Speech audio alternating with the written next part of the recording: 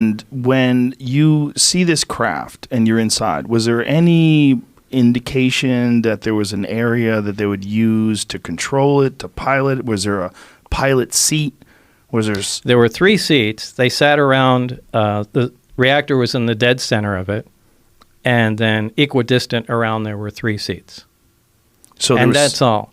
There was a large, they're not consoles, they're large rectangular objects, also spaced, equidistant around the center. There's nothing on them. There's no buttons. There's no lights. There's no controls. Look the same color, the same Everything thing. is the same color. It's just a different shape. Right. And directly underneath them, there's 3 levels in the craft. The main level is what we're talking about. Directly under that, those are the gravity amplifiers, the big rectangular objects.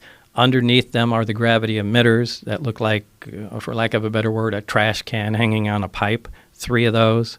And then the top layer, this is just my personal belief, I think that has to do with a navigation or their version of a computer with some planar panels, sensor panels around the craft that we would call portholes, but they're not portholes. They're just black areas. And I think that just determines its position in space.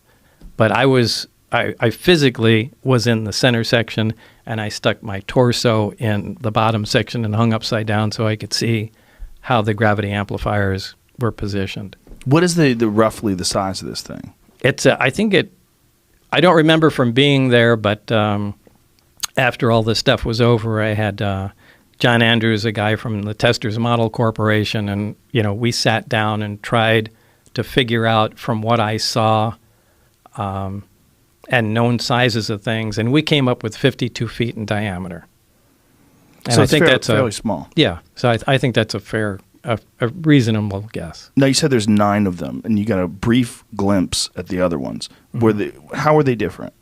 Oh, they looked completely different. One looked like I called a Jell-O mold, and it looked like a classic Jell-O mold with the rippled sides to it. One was a very flat disc, like like a straw hat or something like that. That was sitting up on its edge, and the thin part of it looked like a projectile had been fired through the edge of it. So I don't know if they were attempting to see if the metal could be penetrated, or if that's where the thing came from. Maybe it was shot down. But that was the only one where I saw there was, actual physical damage to it. And that one was roughly the same size? They're all... They were kind of too far away to tell. And there was several teams that were working on the propulsion system, so there was different teams that were working on these different aircrafts? I don't know. I could only assume. Right. Now, when you're sitting in this thing and you're looking at this otherworldly craft, your goal is to try to figure out how this thing functions. Your goal is to try to figure out how this reactor, but you would imagine they would give you more time than just one day to check that out. Oh, it wasn't one day. Right. Yeah, Barry was there. I think Barry was sleeping there. I'm sure they had. Now, that isn't weird. Up at the Tonopah test range where they work on stealth fighters, you go, I think, 3 weeks on, 1 week off, and you stay up there too. So it's not weird to stay up at the test site. Right. So, I think he pretty much, and he acted like he's been up there for a long time. Yeah. But maybe he's still there. Yeah. Who knows? Do you have contact with this guy? No. Oh, no. I wish I did. I kind of thought he was going to come out after I did. Right. And I think I took so much flack and it's so much shit for what went on. I think I wound up helping security there, and everybody became afraid of, doing or saying anything after that. So what kind of reports did you have to give? So you're not making much progress, right? You're just trying to figure out what this thing is, and it seems impossible. Well, we didn't personally make them. We were always – there was never a lot of information that we gained. The guy, you would call him our supervisor, his name was Dennis Mariani, and kind of a military-looking guy. And he would routinely pop in, during the day and, hey, what's going on, guys? And he would essentially relay any information, anything new we came up with. I mean, he was our go-between, where we presented him the information, then he took it to wherever they were, assembling all the data from everybody. Now, I assume you're working normal days, like an 8-hour day? No, it was really weird that I would be only called in on certain times and certain days, and they would be weird hours too. Most of the time was later in the evening. I mean, I can get a call at 11 o'clock at night, and they'll say, it's now 11 o'clock.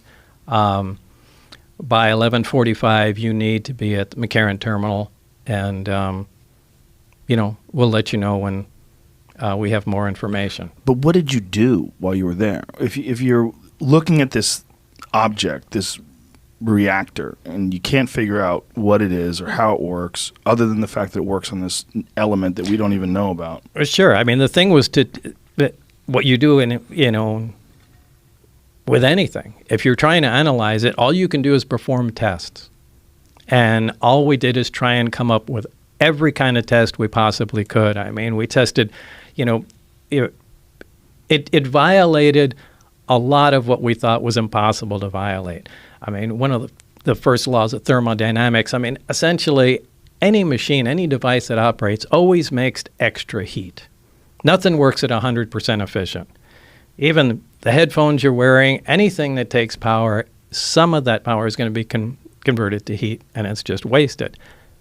This didn't. I mean, we looked at, back then we had infrared cameras. They're different today, but back then you had to pour liquid nitrogen into the camera to cool the sensor down and get these infrared images you've seen.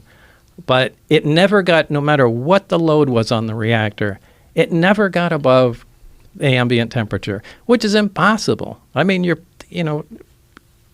pulling out huge amounts of power and nothing ever gets warm. We tried measuring magnetic fields and there was nothing there. So we started playing around with the emission from the emitters, the gravity wave itself, and saw what we could do with it and how it was focused. So we really spent all our time just trying to see what the stuff can do and what we can control. So you were seeing what it could do, but you couldn't ever figure out how it was doing it. No, not really. I mean, we really could only use or come up with a best guess. And now I can't say we really that I could absolutely state for certainty how anything actually worked. Now, how did you know at all how they were piloting it? Because they were doing some tests where they were having these things fly around in the sky.